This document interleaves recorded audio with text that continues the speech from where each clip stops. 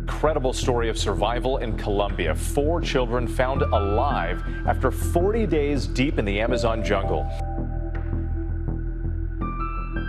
Then finally, they were spotted less than 2 miles from where their Cessna went down May 1st after its engine failed. Human beings may be fragile and not as strong and resilient as other species, but the human family has people who have defied death and survived situations that were otherwise inescapable. From a man sourcing a 19-year-long coma to children surviving weeks in the dreaded Amazon jungle, to people surviving more than one bomb explosion, human society has seen it all. Join us as we delve to uncover the moment when a man who woke up from a 19-year coma said something that disturbed people. Man wakes up from a 19-year-old coma. On July 13, 1984, a man named Terry Wallace was driving his pickup truck carrying 2 passengers when the truck suddenly smashed into a railing fence on a small bridge in Arkansas and skidded over the edge. The truck was later found upside down in the dry riverbed 25 feet below. One of the 2 passengers died in the accident.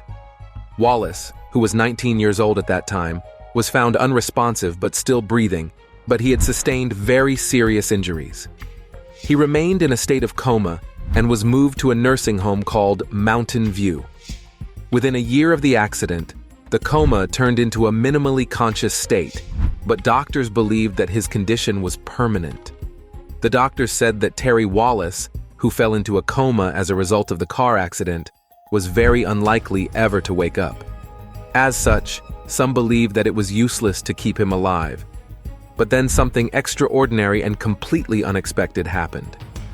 His mother, as usual, was paying him a visit at the nursing home in Arkansas when the lips of the man who was believed to be waiting for his death suddenly moved, and he said, "Mom." As the days passed, he continued to say more words, and the words kept tumbling out. He started with Mom M, surprising his mother, then went on to say Pepsi, and then it was milk. Alicia Badgley, social director of Stone County Nursing and Rehabilitation Center, confirmed that his speech gradually developed, and it got to the point where he could say anything he wanted to say. Terry's awakening had been astonishing and shocking for the Wallace family. His mother, Angelie Wallace, called it a miracle. Wallace's new wife gave birth to a daughter shortly after the accident, and according to her, it had been hard dealing with it.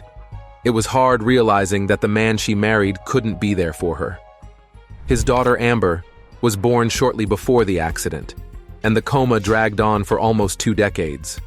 She is now 19, and her dad has said he wants to walk again for her. He has quadriplegia as a result of the crash.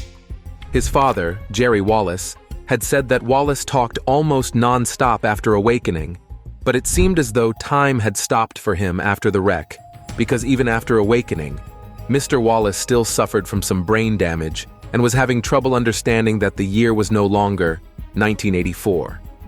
He had said that the U.S. president was Ronald Reagan, and he once asked to speak with his grandmother, who was long dead, and he even remembered her old telephone number, which every other person had forgotten. Terry's brother, Perry Wallace, said it was pure torture just to watch his brother lying there, not knowing if he'd ever talk to him again. The peculiar timing of the recovery also confused people. The wreck happened on Friday the 13th, and 19 years later he started talking on Friday the 13th. However, what confused and disturbed people the most was his words. Locals at the hospital claimed to have heard Wallace talking about some strange visions that he had, and that he hinted at a world beyond our understanding. There was a world aside from the one we are currently occupying, and it is beyond our natural understanding of the cosmos. The people were left in a vacuum, wondering what he meant by another world, that we could not comprehend what visions he was talking about, and what effect these would have on him and others around him. The doctors, who never believed he would ever wake up, had to swallow back their own words as they began to give reasons why he was able not only to wake up, but also to regain his ability to speak.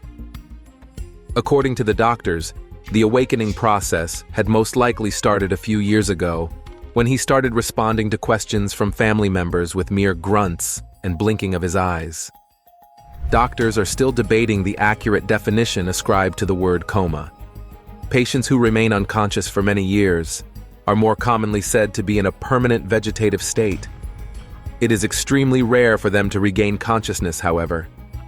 Terry Wallace is respected for holding on to life for 19 good years and surviving. Not just that, but also gaining consciousness. His mental strength was strong, but there is a person that stayed in a coma longer than him. 29 years in coma. Most of the famous reawakenings from before were made public. However, unlike some famous awakenings like Terry Wallace, Martin Pistorius, and Sarah Scantlin, Shapiro's story and biography are kept a bit more private. The only known thing about her is that she lived in the Greater Toronto area. The exact city she lived in has yet to be publicly known. Shapiro was an apron shop owner in a suburb outside either the current boundaries of Toronto or outside the Toronto boundaries at the time. She was married to a man named Martin until he died in 1995. On November 22, 1963, she suffered a huge stroke and gradually fell into a persistent vegetative state. Her husband moved her to a retirement home in Florida, but when she awakened, they had moved back to Canada. Mrs. Shapiro woke up shocked to discover the great changes that the world had gone through. Unlike most people who wake up after permanent coma states, she was the only one of two people who made a full or near full recovery after waking up from a permanent coma-like state, and was able to talk so much about how staunchly different everything was. She had fallen into a coma as a mature 50-year-old lady, and she woke up a granny. Shapiro did great, hanging on to life and being reunited with her family up until she died in 2002. Speaking of mental strength, some people have displayed stunning abilities to persevere under pressure and defy life-threatening situations, just like Terry Wallace and Shapiro. Let's briefly look at these people who have suffered near-death experiences, but still survived and lived to tell the tale. Man survives 60 hours under the sea. One inspiring story of survival is that of a Nigerian man, Harrison Okene. Can you imagine spending 3 days underwater?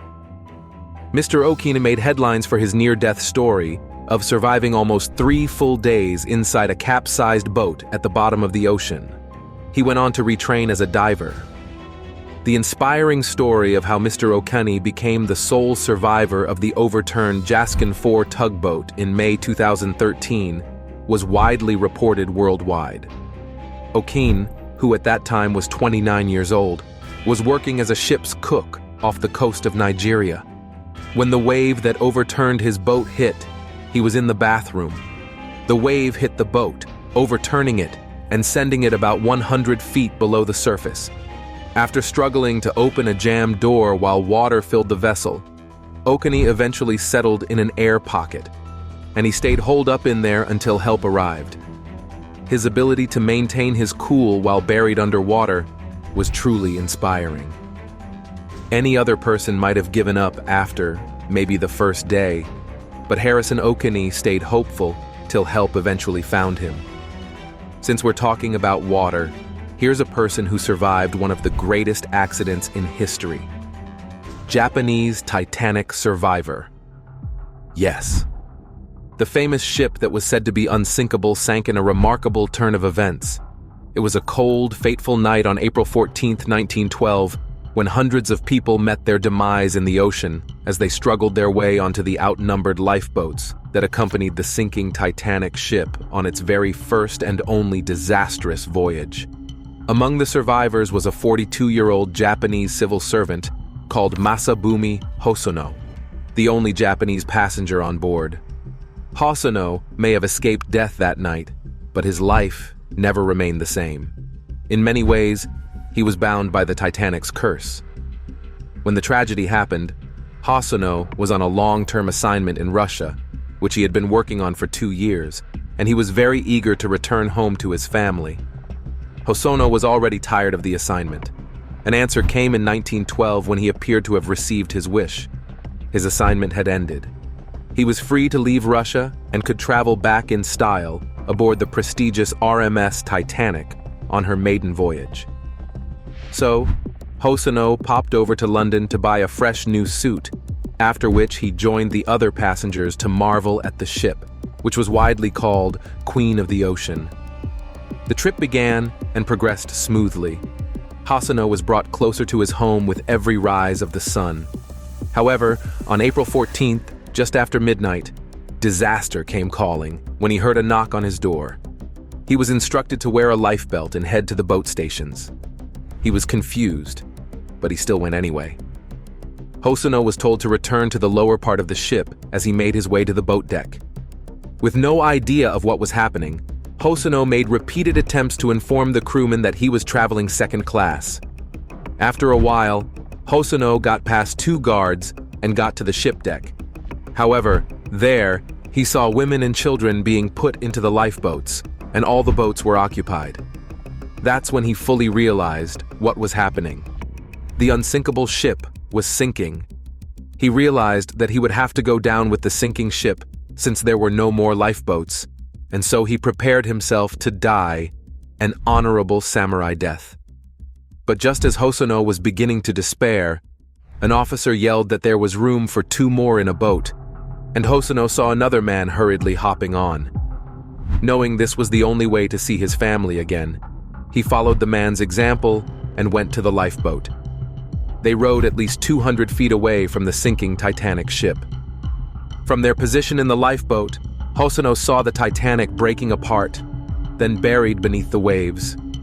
As the people on the ship let out shrills and cries as they drowned, Hosono bowed his head in silence. Sobbing and weeping filled the small boat as women and children were worried about the safety of their husbands and fathers. Hosono worried about what would become of him in the long run. He somehow suspected that there would be consequences to his actions. And indeed, his suspicions were correct. After being rescued and taken to New York, people labeled him a coward. He was accused of disguising himself as a woman, and thus became the target of cruel jokes.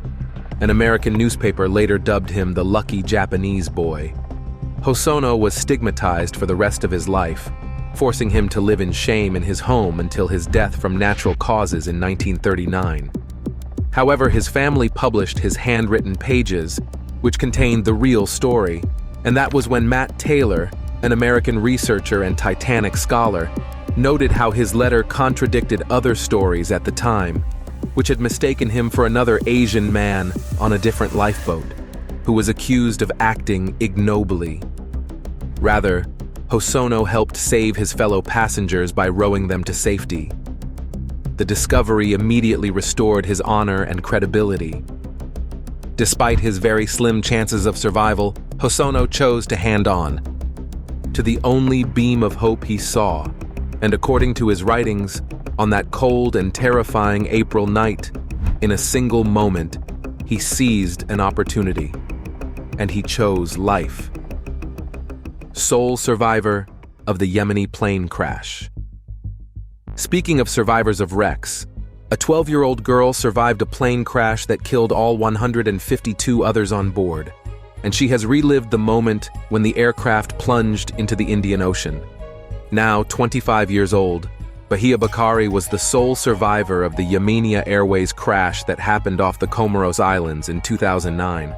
She described the terrifying moments that led up to the crash and her subsequent miraculous rescue in a trial while pressing charges against the airline. Ms. Bakari told the court about the hours that she spent in the water, clinging to a piece of debris for dear life and with the taste of jet fuel in her mouth. As to how the whole thing happened, Bakari and her mother left Paris on June 29, 2009, for a holiday season in Comoros. They changed planes in Sana'a, the Yemeni capital, for the first leg of the trip. They changed into a smaller plane, which was very unkempt, as flies inside gave off a strong bathroom smell. But the flight progressed normally. That was, of course, until the beginning of the landing descent. The tragedy happened during the night as the plane approached Moroni. the capital of the Comoros Islands between Mozambique and Madagascar.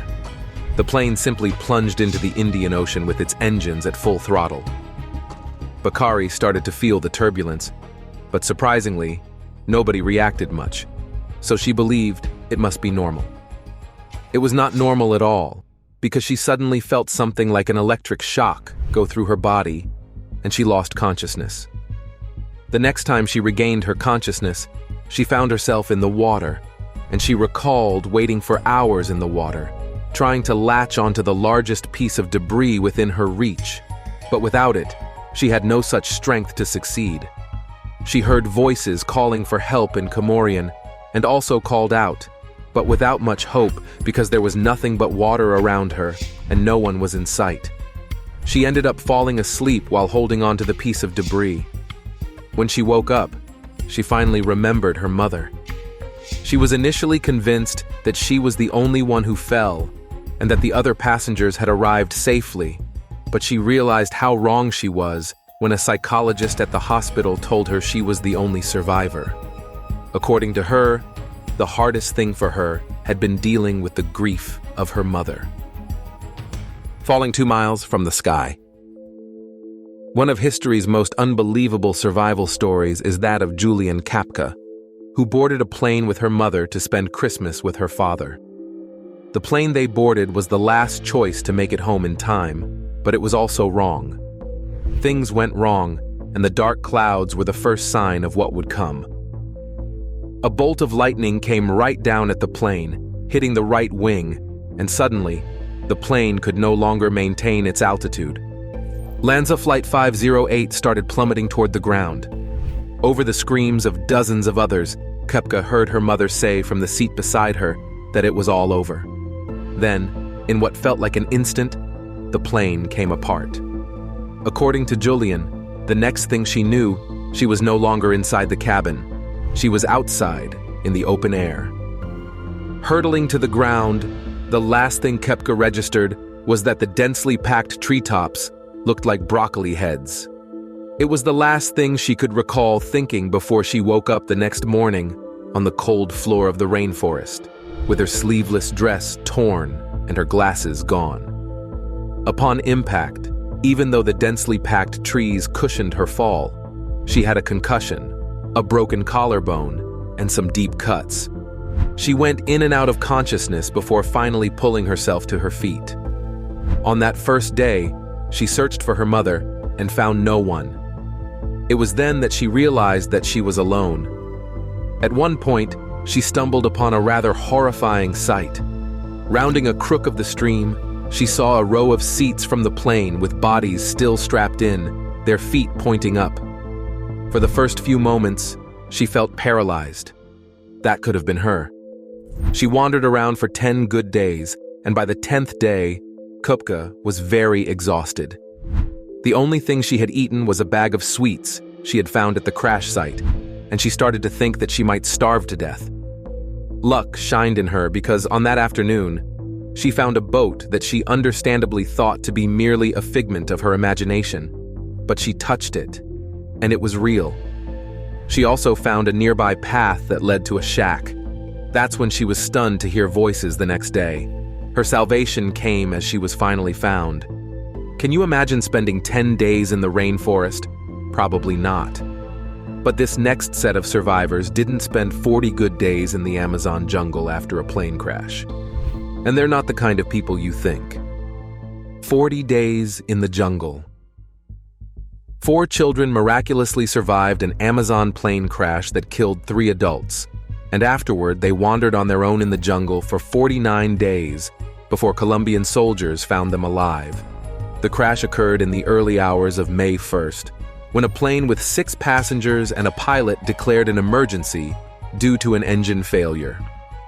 The small plane fell off the radar a short time later, and a frantic search for survivors ensued. When the accident happened, the 4 children traveled with their mother from the Amazonian village of Araraquara to San Jose del Guaviare. 2 weeks after the crash, on May 16th, the plane was found alongside the bodies of 3 adults who were on board in a thick patch of rainforest. But the small children were nowhere to be found. Sensing that they could be alive, Colombia's army increased the intensity of the hunt and deployed 150 soldiers with dogs into the area. Dozens of volunteers from indigenous tribes also helped with the search. During the search, where visibility is greatly limited by mist and thick foliage, soldiers on helicopters dropped boxes of food into the jungle, hoping to help sustain the children. Planes flying over the jungle fired flares to help search crews on the ground at night. And rescuers used speakers that blasted a message recorded by the siblings' grandmother, telling them to stay in one place.